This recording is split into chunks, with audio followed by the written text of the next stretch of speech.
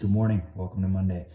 I want to take just a minute and talk a little bit about the mind. Give you a scenario that I went through as a younger athlete, and just reflecting on what results in success, what results in failure, what puts you in these certain situations, and how our outcomes are really driven by how we think, how we visualize what's going to happen.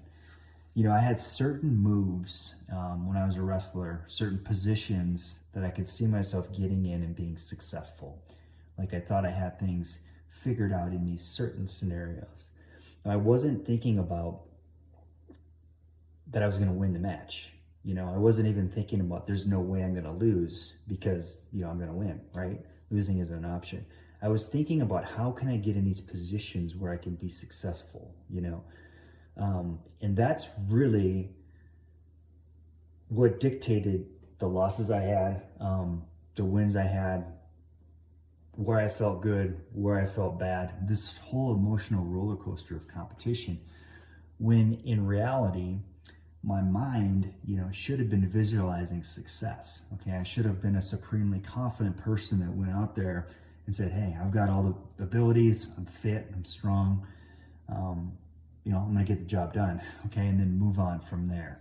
And again, the mind directed me to think about these positions, okay, and to feel good when I was in certain places and bad when I was in others, and when you can't control the other person. There's so many variables you cannot control. You can't control how things are officiated, calls that are made, whatever positions that you get in and you're not ready for, right? This could be in any sport. This could apply to any activity, but it also applies to life here and now, okay? And so if you're thinking you have to be successful because you need a gym, you need this machine, you need your personal trainer to be there, you need somebody kind of forcing you to do these things, then your only chance for success is to control all those variables, right?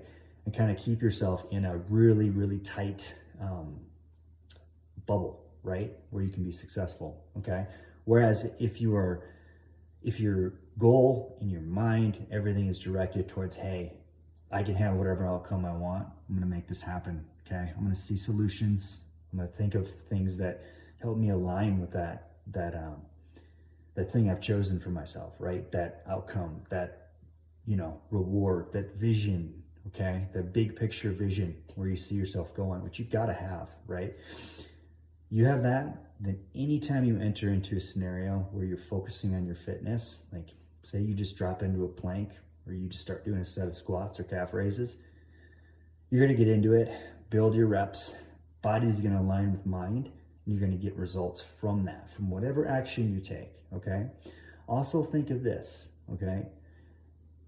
Visualize somebody else, either they've told you something in the past, whether it's positive or just a tip or, where their energy made you feel good.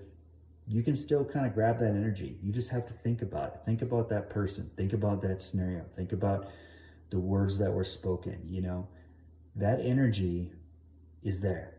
It can be transmuted and brought to you, and you can utilize it at any moment. But you've got to have an expansive mind.